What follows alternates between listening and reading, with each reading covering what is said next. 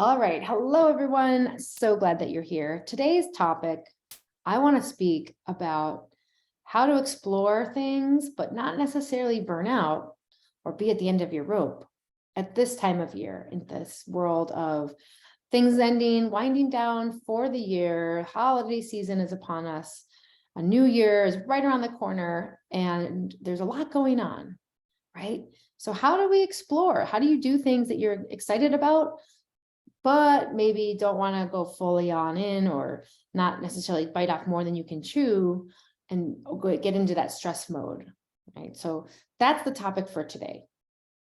On that note, a couple things. So how do you explore? When I think about exploring, it's like little things you might want to try, right? Maybe there's a new workout that you want to try. That's really a simple one, right? Like new sport.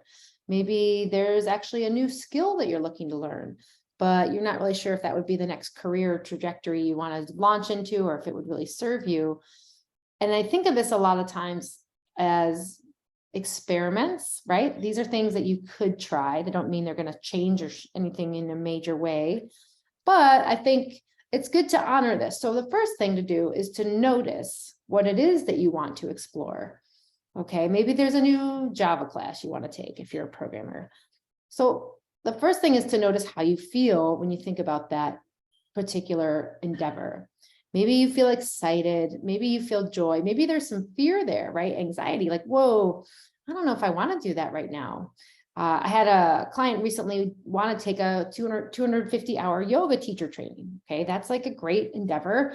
It's an experiment, but at the flip side is there's a lot of time commitment involved, right? So the first thing is to just kind of understand what is it that you feel. And then also, I would say the next thing is to get curious. This is you being courageously curious about what is striking you, right? So great questions to ask yourself are, well, what would come from this? What would I, what is the why in this as well? So I think when we know our why, it kind of adds to our purpose. Like, why is this important for me? So you could ask yourself, why is this important for me? You could even journal about it. I think journaling adds in an additional layer of depth into your insights, right? When we literally write things down, our brain is processing it in a different way. And even in that in itself can lead to answers, right? So allowing yourself to know what is the why behind me wanting this, to do that. The other part to remember here is, even if this is something you're really interested in, think about the timing, because it just might not be the right timing for you.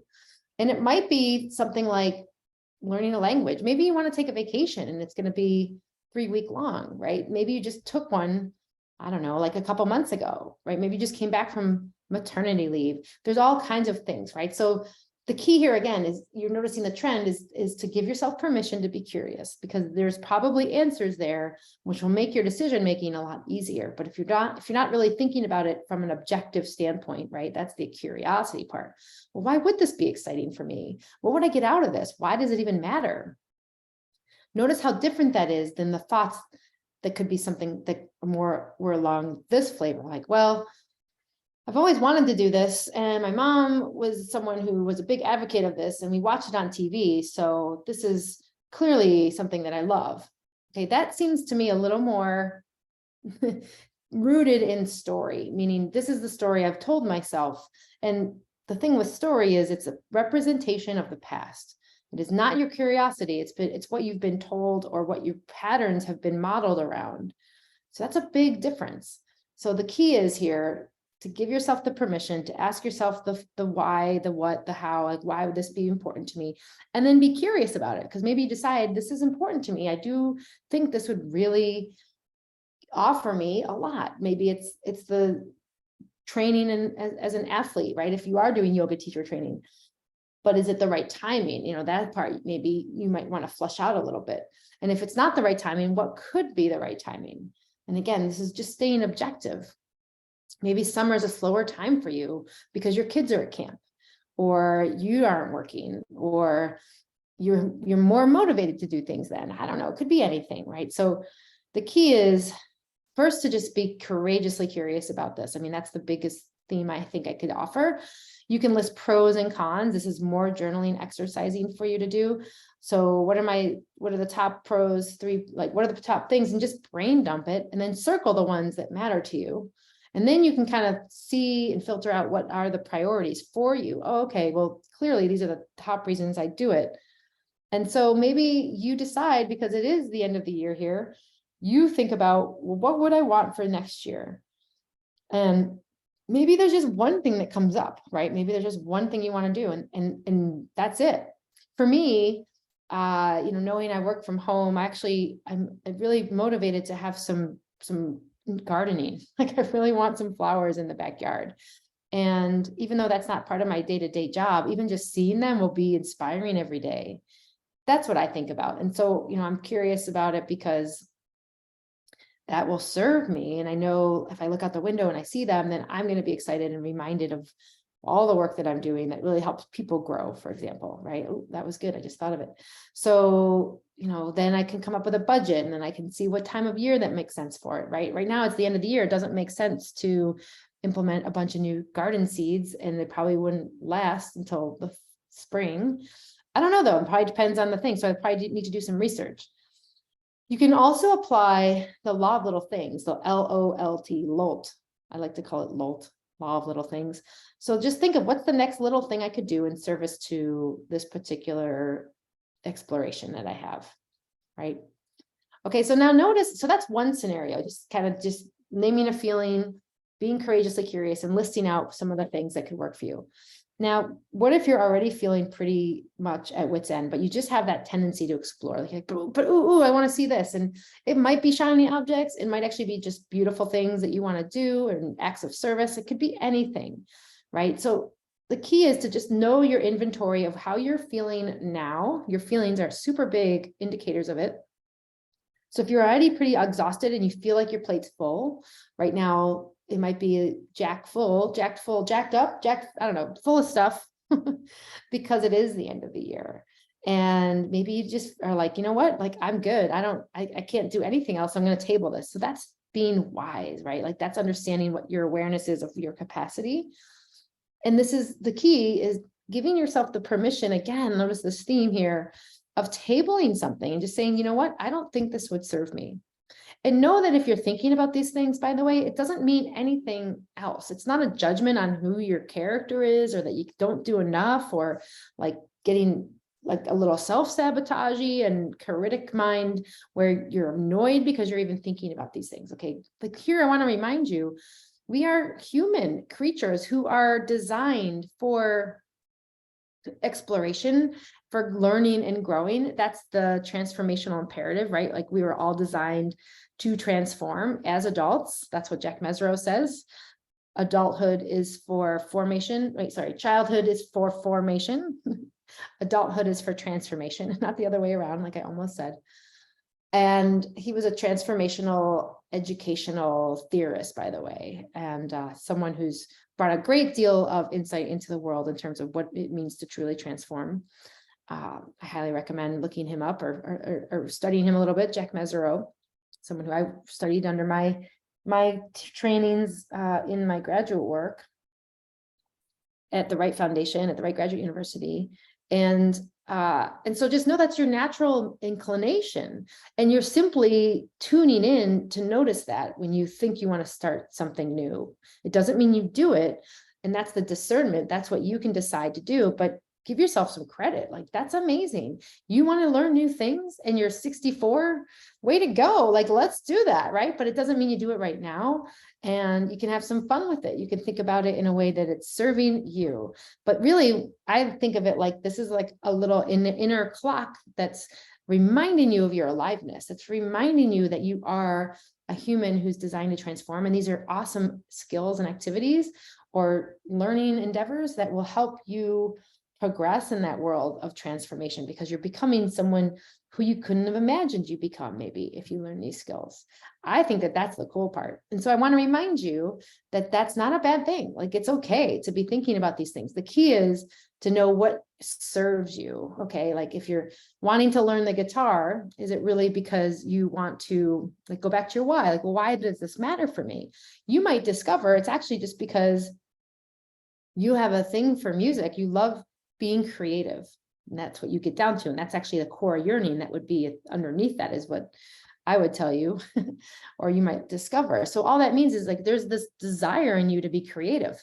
It might be the guitar. It could be cooking class. It could be reading like stories to your child. Like that's the key part. And maybe for you, the thought and idea of playing the guitar will serve that, but it doesn't necessarily need to be the guitar. It's actually these yearnings that are going on deeper down that are surfacing up because they are really wanting to get met, if that makes sense. All right, so how does this all fit? Let's kind of recap this, right? So how do you explore but not burn out was our theme today. And it's the end of the year, right? So I think it's not about doing everything at once and being like, ooh, I got to do that. Because that's like our instinct sometimes. But the reality is it may not be the right time and doesn't mean it can't be done, but what will serve you most? So how do you explore is to give yourself permission to explore first. It's not a bad thing. It's really just your humanity that's on its course for transformation, which is pretty cool. And as a leader, that's important, right? Your awareness is deepening as you allow yourself to explore this. So give yourself permission to be creative and to understand what's going on, right? Imagine you're the detective exploring this world of new, exciting things you could do. And the idea is to prioritize that as well. So once you ask these questions and get curious about it, knowing your deeper why, what do you decide? Okay, yeah, this isn't going to work right now. I am booked solid for the rest of the year. And it's the end of the year. I want to have time to chill out and be with my family and relax and not have to take another thing on, right? So it's about a little planning and knowing that maybe it's not right now, but this is a big priority. For 3 years, I've been wanting to clean the pantry. I mean, that's literally something that could be on that list, right? You want to explore organization in your house, right? All of this is our options. So the key is don't shut it down and don't blame yourself because that's an option, right? You could, if you were aware of it, but rather explore it. And by that is you are curious, George, you are thinking objectively, but giving yourself that time to commit to journaling to it or talking about it or giving yourself permission to just be objective and think about what could be the benefits and the pros and cons of it. And I'm pretty sure by that, that'll be fulfilling for you. And you can make a choice. You can make the decision of what will work for you better. Tune into those feelings because they are tied to those deeper yearnings that we were talking about. And I bet you anything, you will have a much better direction for what to explore, how to do it, and why. And if you can't come up with those reasons, it's probably not a good decision, right? Maybe that why isn't necessarily there, or it's just like, you're not that excited about the why. You're like, oh yeah, well, my great aunt said this would be a great hobby I should learn. So I guess that's what I was going to do, watercolors. And then you're like, wait, what? No, I don't want to do watercolors. That's not what I wanted to do at all. So I'm excited for you to explore this and let me know how it goes, right? Like this is what I help my clients with because there's so many choices in front of us every day. But if we're not connected to that deeper awareness or our feelings or those yearnings, then we're never going to understand what would serve us. But the really great way to start that is to give yourself permission to explore it. And that feels fulfilling. It's not necessarily a have to, so then it doesn't feel draining. You have and keep the autonomy for it, right? It's your choice to do this, to discover what might work and what might not. And you can think of it like a new frontier for the next year. Like what could be on my plate for next year that would be really exciting for me? And maybe you have a list of 20 things right now because you love exploring things, right? I think that's totally possible. Great. Well, write them down and then maybe pick this year a couple. And this could be literally a bucket list, right? Like it could be all the things you want to do. So just pick, maybe start with literally 1 or 2. Don't go crazy. Number one, what would be my number one? Maybe you don't know, right? Maybe it's a little bit of like, I have like 20 things. That's okay. Just go and pick one. Like that's the decision. And that's like when you are connected to those emotions that you have that are really good for indicating and decision making, they will get stronger as you practice naming feelings and being more emotionally intelligent as you are aware of what's going on around you and inside you.